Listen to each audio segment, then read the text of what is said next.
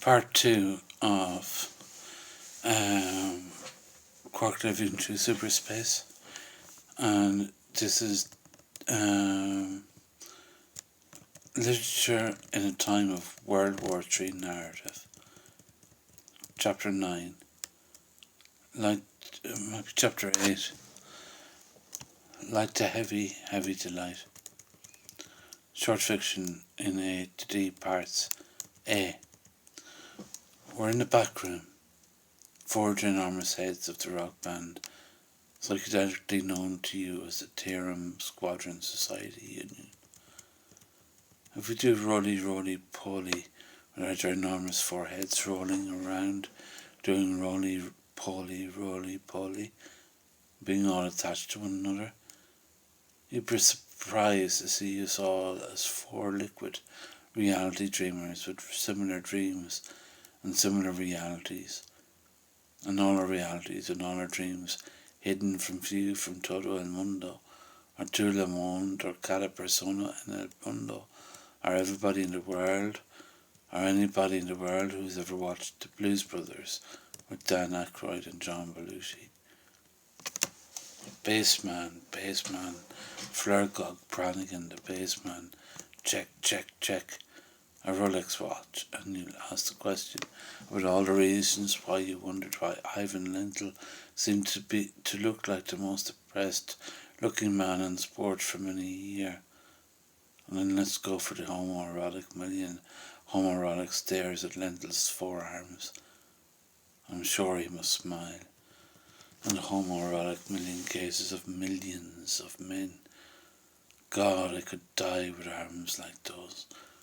Followed by a look out to a sunny day, roly-poly departure to the back garden game with the neighbour who flings the cat over a roof just to prove the cat can survive being thrown over the roof.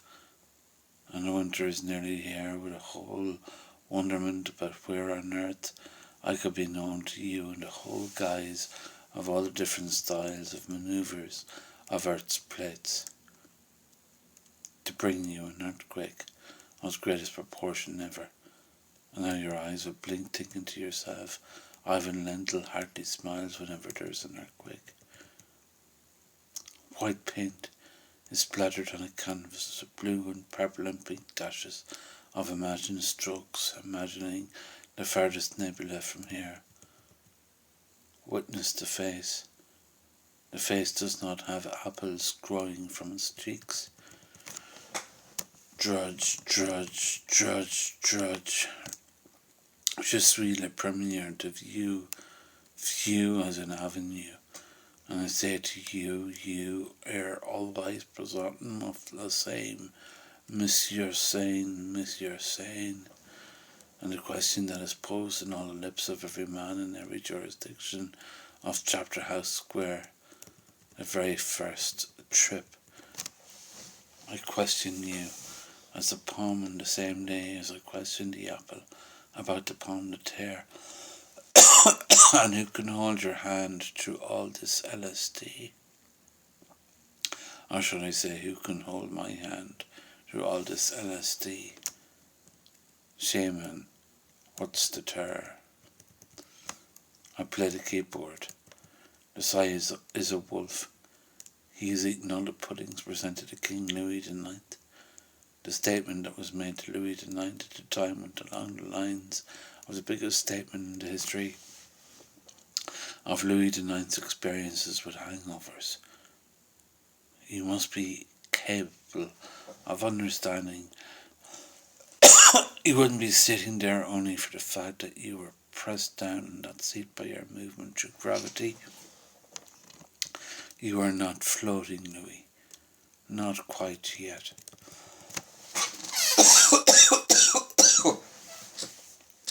All eyes are on Maria. All eyes are on Maria. All eyes are on Maria. Yet the whisper seems to be Jennifer from the Jenny can. Flurgog Brannigan. We announced you with the wrong name.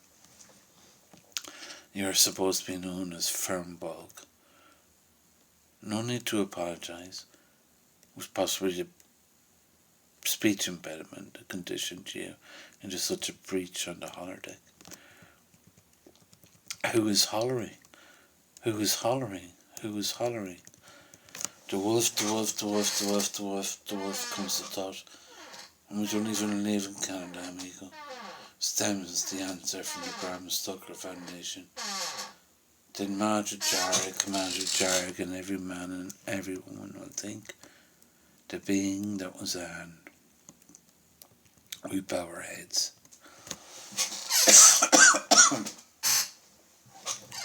B. There are no questions posed about egg white hair. There is a short spell of laughter from the corner of a room when Farnball presents himself to the cockpit and makes the announcement from a loudspeaker. There was a capture of my breath, and my breath stunk of parsnip peels. 1,001 people then put their hands up to their mouth to smell the stainless in the room.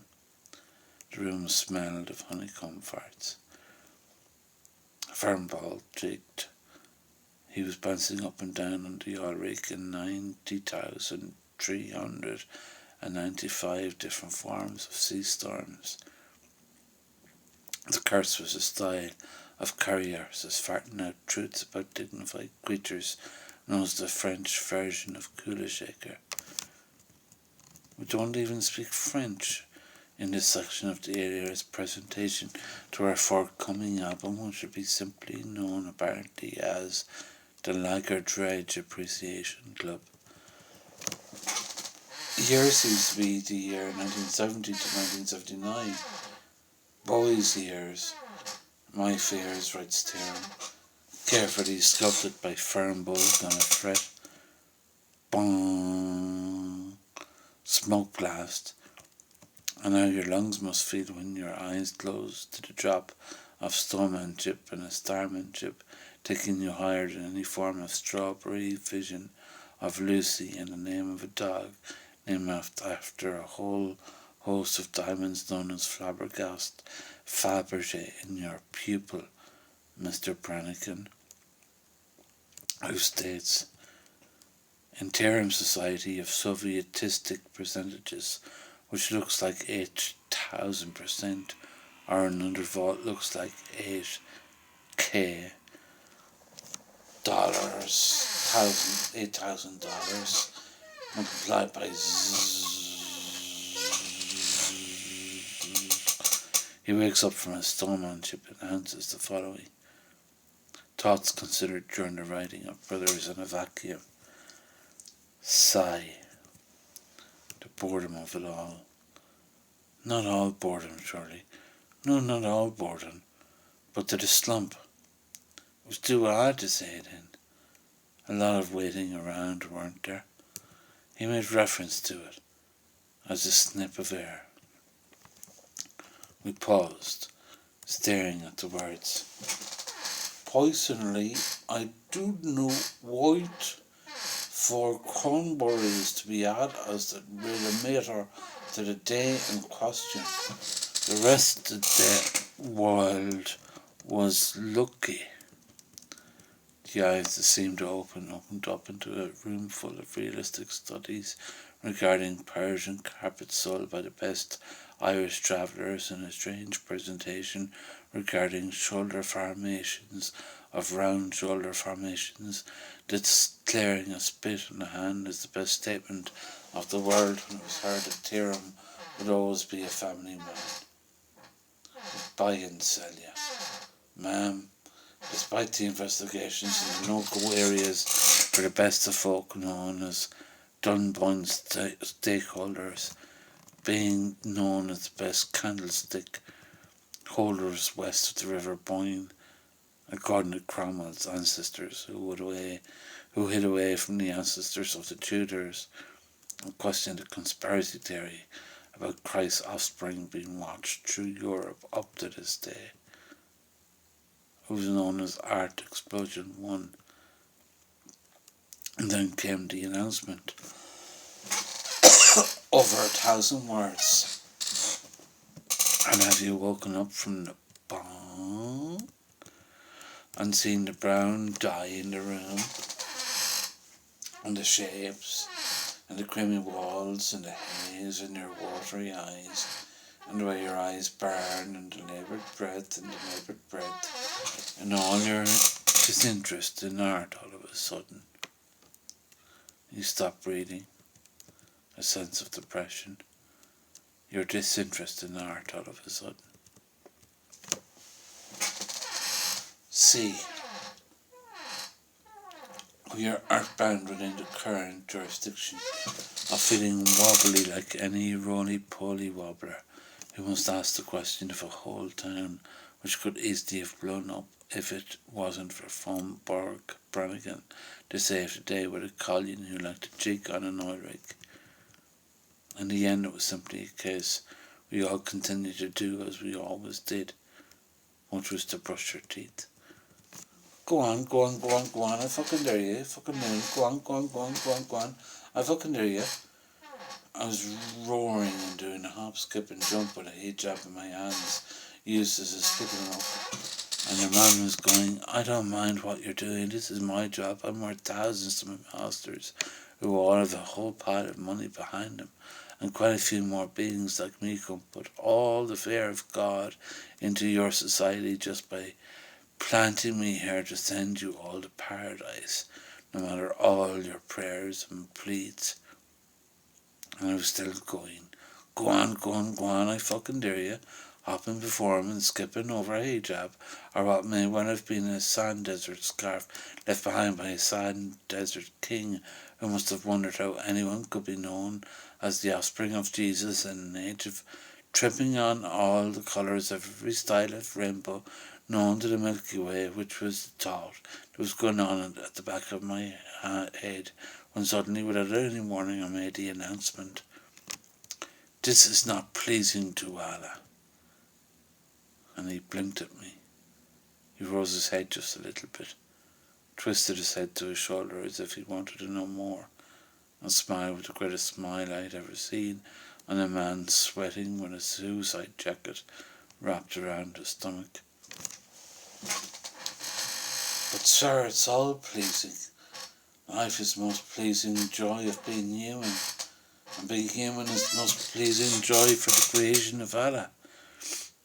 Yes, and he desires for us all here to live according to the whole structures of experiencing the greatest life we can so desire to live on planet Earth. I haven't fulfilled my duty there, sir. You have about as much to say regarding God's desires as God himself. I suggest you sit until I think about the number 44879039847739. It was at that point I left. The others remained behind. I lit a cigarette outside the bus station and bounced up and down in the same spot, wondering how I could save my town. It just took 2 pulls to realise what I could do. Coochie coochie coo, coochie coochie coo, coochie coochie coo. I sat next to him and brought his head to my chest. Dear, dear, dear, dear, dear. All you have to do is imagine it's your first day in life. It is actually, yes. Christ, you have an answer for everything. Haven't we studied morals or ethics? There didn't seem to be a need to. We're all told philosophy is dead. Then I call on the chica. She goes by the name Blossom. Blossom is on the ad for the media, you see. Everyone loves Blossom. She's just the right age. 20 years old. Apologies for the stutter. To have her sexuality, a black and white checkered skirt, high stockings. Anyway, the trade-off was impressive. He was all for it. Even dismantled the suicide bomb there and in the spot. It was dud anyway, it was all Ahmed was prepared to say. Not that too many of us knew what to do. The country was awash with hundreds of men who were more than jihadists, having a huge problem with the West. There was also a case of the nihilists too, who wished for full control. An idea hardly with a vision for the future, just because we can. D. As a side product of the Laggard Dredge Appreciation Society, and known as the baseman head roly-poly of a particular generation, I was working on my own side project when I wasn't setting Holly up with potential robotic terrorists of future lives to ponder on in the greatest age to uncertainty since any man declared war on Western values. This was my project, The Equation. A screenplay series about a group of people creating a universe behind closed doors and trying to keep their universe creation a secret from the rest of society. Characters: the poet, known to everyone as Jimmy Macaulay; the artist, known as Ruth Sheridan; the astrophysics scientist, known as Dr. Arnold Gonzalez; the computer scientist, known as Charles Silanowski; the politicians, Mr. Alfred Wright, Mrs. Gillian Derrick, Mr. Christophe Manet, Miss Marianne Palm. Of course, all I could do was present the treatment for the television series, be the creator if you will, but never wishing for my name to be thrown out to the zillions who would tune into such a delight for society. It was enough I had to perform live as Fireball Brannigan of the Term Squadron Society Union, if you get what I mean, as I always wore a mask on stage and kept my back to the audience. You might be wondering how we got our name. Those of you who have tuned in the next day after bong and hardly believe a word I say to you about the dangers to this society, with a whole variety of terrorists out there who would have no fear to detonate a bomb in a town just for the sake of sending us all to Kingdom Come and back as a way of finally proving, hey Sham, this is paradise whether you like it or not. It's either everything or nothing. And hardly a day that went by when I forgot to wonder if sexual intercourse was more beautiful than an act of masturbation, simply because they all went by the terms: we are the nihilist proposal to life at get postmarks. We inject your bananas with our piss syringes. We bottle your water with spit. I looked at all of you, in one move, born from a complete suggestion that in all circumstances of life, as Fireball Brannigan, I loved this life, but I truly wondered if life loved me. I kicked a stone down the street and thought about the treatment once more. I concentrated on the poet Macaulay. This is what I wrote. He lives in a cabin at the edge of a forest, looking out a window a lot of the time at a grey world, which is why everything looks dim in the footage on the screen. Lumps of paper thrown around the room, art pieces left everywhere at all different types of angles, and the poet Macaulay himself moving around the house, leaving lines of poetry on pages, with the camera focusing on the lines, which read in one case as: God speak becomes a leek and potato bowl of soup when the taste of garlic disappears from the hornpipe dancer wishing for a treat at a different Godspeak spectacle, known as reincarnated version of every question that must be posed to the roly-poly quadrant dreamers of baked Alaska meringues, breaking through the rhythm to Blossom's bell-bottom jeans, known as 70s verdict, in the full predicament of never fully understanding all the poetics of the metaphysical wonders about fashion, known as haute couture enthusiasts, behind the closed doors to haute couture models who Blossom knows as blizzarded honeycombs in the hidden month of a sunny October day, known as the day portion gravity had always been with us as a portion gravity slice of apple crumble, better known as scenes of a blossom saint. He then flips down the pages and reads the following flow Macaulay wrote. Throughout all the times of life's great charm, we thought about the fret, and what your bass line would be explored in the first song to the best prog-like album of an age, before everyone jumped at the scene of creating a scene known as Universe Quadrupled with Speed. Macaulay picked up the phone. He dialed a foreign number, a lot of digits. He stood at his window and looked out to see if there were any bodies or any known bugs or any video cameras or any microphones. He then said the words, U times 4 times velocity. Equation would be universe times 4 times V, substance unknown at current rate. Close-up of phone hanging up, fade to black. Immediate cut to finger pressing button on tape recorder, which is placed on a desk in a very bright room by an enormous machine with a whole pile of lights shining on it. Immediately we see fingers typing on a keyboard and a lot of numbers typed up on a screen. Cut to mid-shot view of a man inside an office looking out at a large contraption that may resemble a metallic tree root with lots of lights attached to it, and pneumatic pipes that seem to move with the announcement of the calculations on the screen in the office. Slow cut to the face of Dr. Arnold Gonzalez, who speaks into the phone. Yes, Mr. Manet. Stage 1 is complete. Thank you, Mr. Gonzalez. Good work today. He stands outside government buildings. He salutes the security guard and signals 1. The security guard salutes him and looks away immediately. He holds his arms by his side, but his right hand is closed apart from his forefinger, which is kept straight by his thigh. Mr. Manning looks at the security guard.